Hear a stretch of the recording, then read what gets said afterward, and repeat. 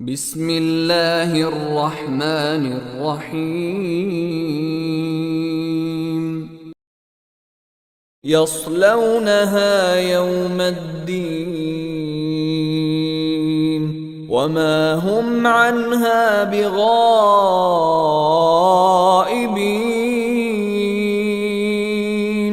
وما أدراك ما يوم الدين ثم ما أدراك ما يوم الدين يوم لا تملك نفس لنفس